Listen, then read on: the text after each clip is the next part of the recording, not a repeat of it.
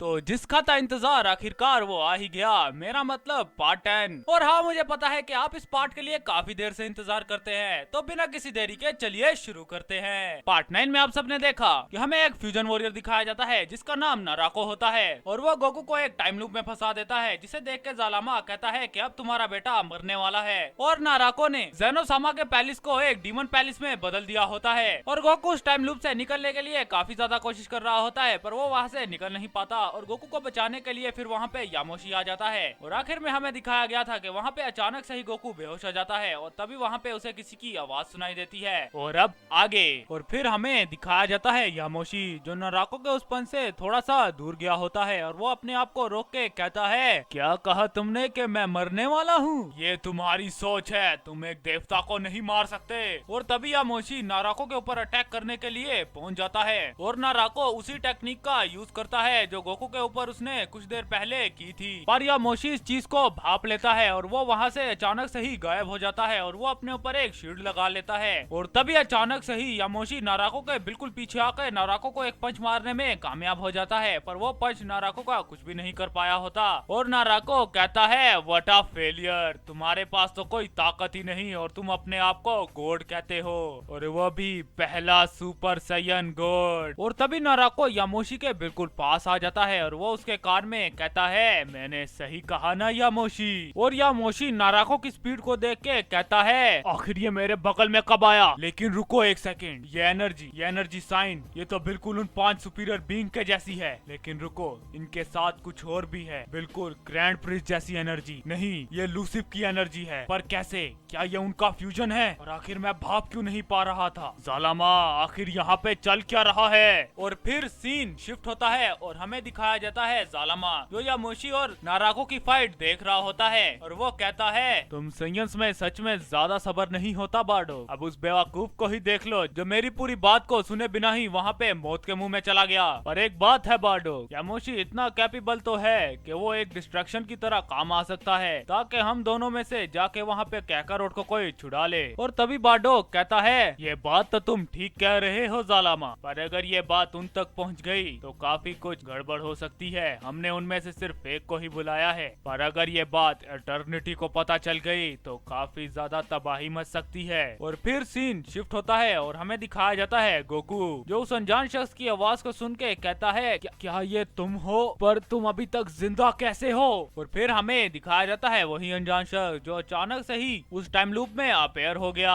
और तभी वो अनजान शख्स कहता है, हे कैकारोट, हम उस दिन उस टूर्नामेंट को सिर्फ तुम्हारी वजह से हारे, क्योंकि तुम उस दिन उस टाइम चेम्बर में ट्रेनिंग करने के लिए चले गए, और हम तुम्हारी वजह से हार गए कैकारोट। और फिर गोकू कहता है, पर मैंने किया ही क्या? मैं तो सिर्फ ताकतवर होना चाहता था ताकि हम टूर्नामेंट को जीत लें, पर ऐसा नहीं हुआ। मैं उस टाइम चेम्बर में फंसा रह गया, और इसी वजह से तुम जिंदा भी तो हो, और इसका भी क्या फायदा हुआ? हमें मार दिया गया, हमें एग्जिस्टेंस से ही खत्म कर दिया गया कैकारोट, और तुम हमारा बदला भी नहीं ले पाए। लानत है तुम पे कैकारोट, इतनी ज्यादा ट्रेनिंग के बाद भी तुम उसे नहीं हरा पाए। आखिर इतनी पावर का क्या फायदा कैकारोट? और तभी गोकू कहता है, पर मैं क्या ही कर सकता था वेजिटा, मैं बेबस हूँ, मेरी ये ताकत उसके खिलाफ काम नहीं आ रही। मैं जब भी उसे मारने जाता हूँ मैं वापस उसी जगह पे आ जाता हूँ, और मैं अकेला उसे नहीं हरा पाऊंगा वेजिटा। और तभी वेजिटा कहता है, तो इसका मतलब अब तुम भी मरने वाले हो, है ना कैकारोट? वो भी बिना हमारा बदला लिए। तो ठीक है, फिर मिलेंगे। और एक और बात कैकारोट, तुम कभी भी अकेले नहीं थे। और तभी वेजिटा के कहते ही गोकू जिस टाइम लूप में फंसा होता है वहाँ का पूरा एनवायरनमेंट ही चेंज हो जाता है, और गोकू को उसके फैमिली मेंबर वेजिटा, मरनो, ग्रैंड प्रिंस, जेनोजामा, व्हील्स, ये सब दिखाई देना शुरू हो जाते हैं, और वो गोकू से कहते हैं, हम सब तुम्हारे साथ ही थे। और उनके इतना कहते ही गोकू कहता है, मैं सच में अकेला नहीं था, तुम सब मेरे साथ ही थे वेजिटा, मरनो, तुम्हारा शुक्रिया। और तभी गोकू अचानक से ही अपनी पावर अप करना शुरू हो जाता है, और वो कहता है, मैं इस नाराको को छोड़ूंगा नहीं। और तभी सीन शिफ्ट होता है, और हमें दिखाया जाता है नाराको और यामोशी को जो आपस में भिड़ रहे होते हैं, जहाँ पे नाराको यामोशी को काफी ज्यादा बुरे तरीके से धो रहा होता है, पर यामोशी नाराको के उस अटैक से अपने आप को काफी जल्दी से रिकवर करके नाराको के ऊपर अटैक करने के लिए आ रहा होता है। और इस चीज को देख के नाराको कहता है, तुम सैयन सच में काफी ज्यादा अजीब हो, तुम्हें पता भी है कि तुम मरने वाले हो, फिर भी अपनी मौत के पास आई जा रहे हो। तो चलो ठीक है, अब मैं तुम्हें मार ही देता हूँ। और नाराको के इतना कहते ही अचानक से ही नाराको का ध्यान भटक जाता है और वो कहता है, पर कैसे?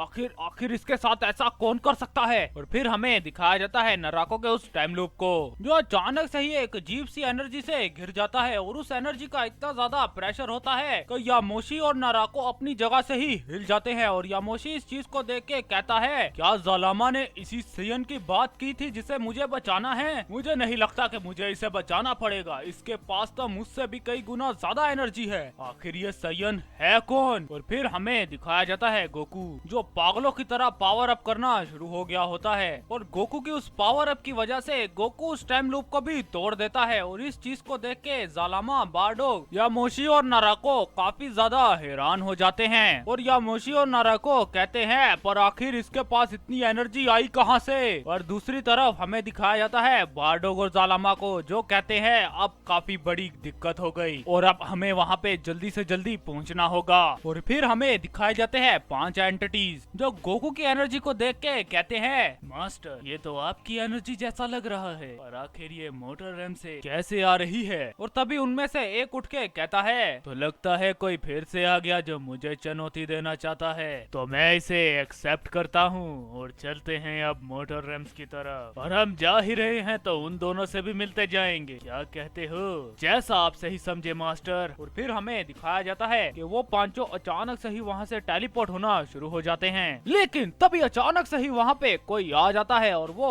और कोई नहीं, बारडोग और ज़ालामा होते हैं। और वो वहाँ पे उन पांचों को ना देख के कहते हैं, हमें आने में देर हो गई, वो पांचों यहाँ से निकल चुके हैं, हमें उनके पीछे निकलना होगा और उन्हें रास्ते में ही रोकना होगा। अगर वो मोटर रैम में पहुँच गए तो काफी ज्यादा तबाही मच सकती है, बारडोग जल्दी कुछ करो। और फिर बारडोग और ज़ालामा वहाँ से टेलीपोर्ट हो जाते हैं। और तभी सीन शिफ्ट होता है और हमें दिखाया जाता है दोबारा से गोकू, जो एक ग्रीन कलर की एनर्जी में पूरा घिरा होता है। और तभी नाराको यामोशी को दूर फेंक के अचानक से ही गोकू के ऊपर अटैक करने के लिए आ जाता है, पर गोकू की उस एनर्जी की वजह से ही नाराको गोकू के पास पहुंच ही नहीं पा रहा होता।